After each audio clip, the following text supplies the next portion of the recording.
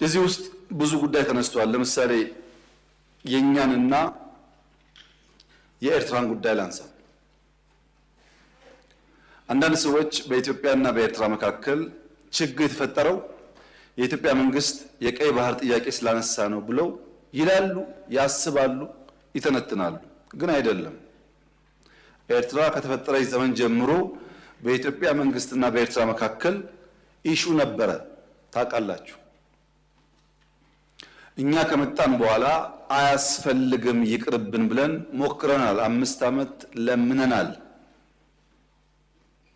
ጸቡ የተጀመረው ብዙዎች እንደሚያስቡት የቀይ ባህር ጉዳይ ሲመጣ አይደለም።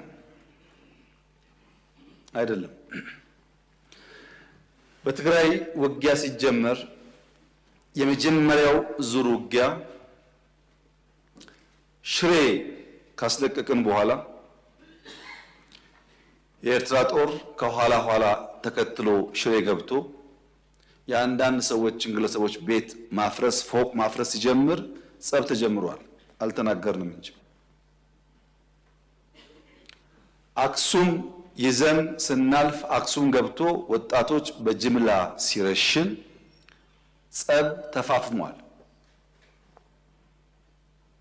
አድዋን ይዘን ስናልፍ አድዋ ሄዶ ፋብሪካዎች ሲፈታታ ሲሰርቅ ጸብ ተጋግሏል። አዲግራት ደርሰን የመድኃኒት ፋብሪካውን የሚነቀለውን ነቅለው የማይነቀለውን ሲያፈራርሱ ጸቡ ጫፍ ደርሷል። ግን የኢትዮጵያ መንግስት ያኔ በዚህም ለመዋጋት ብቃት አልነበረው። ውስን ኃይል ነበረን። ሽሬን ከያዝን በኋላ ያጠቃነውን ጣት እንከተል ነበር እንጂ የያዝነውን ቦታ እያጸናን አንሄድም።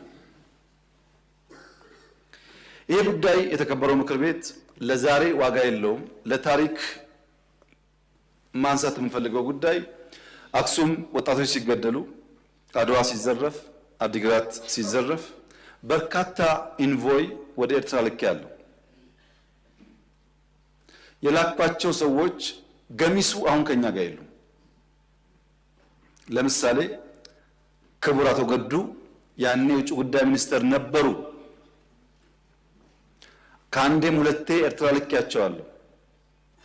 የላኳቸው የትግራይን ህዝቤን አታገሱ፣ አቅሉ፣ ሀብቱን አትዝረፉ፣ ጸቡ ከቲፒኤልኤፍ እንጂ ከትግራይ ህዝብ አይደለም የሚል ነው። አቶ ገዱ አሁን እኛ ጋር የሉም፣ ግን ክር አላቸው፣ ህሊና አላቸው። ዛሬ ቢደብቁ በታሪክ ውስጥ ይወጣል። ለምን ጉዳይ ሄደው እንደተነጋገሩ እሳቸውም ያውቃሉ፣ ሻዕቢያም ያውቃል፣ እኛም እናውቃለን። አሉ፣ አልሞቱም። እሳቸው አክሰስ ይደረጋሉ፣ ሊናገሩ ይችላሉ። ለክራቸው ሲሉ፣ ለእምነታቸው ሲሉ ማለት ነው። ለምን ጉዳይ እንደሄዱ በእሳቸው መፈታት ሲያቅተው አቶ ደመቀ ልክ ያለው አቶ ደመቀ አሁን እኛ ጋር የሉም። በህይወት ስላሉ ለእምነታቸው ለሌላቸው ሊጠየቁ ይችላሉ። ለምን ጉዳይ እንደሄዱ ያውቃሉ። ከነሱም ውጭ አሁን ሲስተም ውስጥ ያሉ 2-3 ሰዎች ልክ ያሉ። ታስታውሱ ከሆነ መቀሌ ልንገባ ጥቂት ሲቀረን የ3 ቀን አልቲማተም ብለን አውጀን ነበር። ብዙ ሰው ሚስጥሩ አልገባውም። የቸገረን እኛ ሽሬን ስለቅ ከኋላ ይገባሉ፣ አክሱም ስለቅ ከኋላ ይገባሉ። አሁን መቀሌ ስንገባ ደግሞ ገብተው ትልቁን ከተማ ዳሜጅ ያደርጋሉ ብለን ከነሱ ጋር ከአሁን በኋላ ከወቅሮ እናልፋለን ብትሉ ወያኔ ትተን ወደ እናንተ ነው የምንዞረው ውጊያው ብለን ውቅሮ ላይ የሚጠብቅ ፎርስ አስቀምጠን ነው መቀሌ የገባ ነው፣ እንዳያልፉ ማለት ነው። ይሄ ጸብ ተፋፍሞ ሄዶ የፕሪቶሪያ ስምምነት ሲፈረም እንዴት ቲፒኤልኤፍ ሳይጠፋ እንዴት ትግራይ ሳይወድም ፊርማ ይደረጋል በሚል ነው የመጨረሻ ጫፍ የደረሰው ጸቡ። ከዚህ ኃይል ጋር ነው እንግዲህ አንዳንድ ቲፒኤልኤፍ ሰዎች ሆነው ኢትዮጵያን ለማፍረስ እንስራ ያሉት። የትግራይ ህዝብን የሚጎዳና የሚጠቅም ነገር ይሄ መንግስት ነው የሰራው ወይስ ቲፒኤልኤፍ? ሁሉም ቲፒኤልኤፍ ላይሆን ይችላል። አክራሪ ቲፒኤልኤፍ በሚል ሊወሰድ ማን ነው የሚለውን ዛሬ ብዙ ኢሞሽን፣ ብዙ ፕሮፓጋንዳ፣ ብዙ ውሸት ስላለ ችግር የለውም። ነገ ግን ታሪክ ያወጣዋል። ማንም ሰው እውነትን ለጊዜው መሸፈን እንጂ ከናካቴው ማጥፋት አይችልም።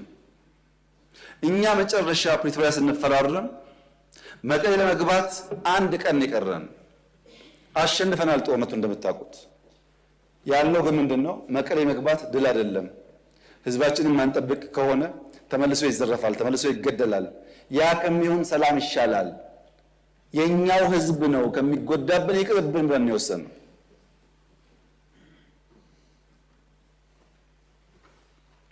ዛሬ የቲፒኤልኤፍ አንዳንድ ሰዎች ያላቸውን አቋም ሳይ ምን ያክል ህዝባቸውን እንደሚጠሉ ምን ያክል የህዝባቸው በደል እንደማያማቸው ነው የሚገባኝ። ድሮም ብያለሁ፣ አሁን ደግማለሁ። እኛ እውነት ስላለ በቅንነት ለህዝባችን ማገልገል ስለምንፈልግ ቲፎዞ ባይጮህ፣ ሶሻል ሚዲያው ባይጮህ፣ አክቲቪስቱ ባይጮህ እውነተኛው ፈራጅ ግን ስለሚያይ ማንም አያሸንፈንም። ማንም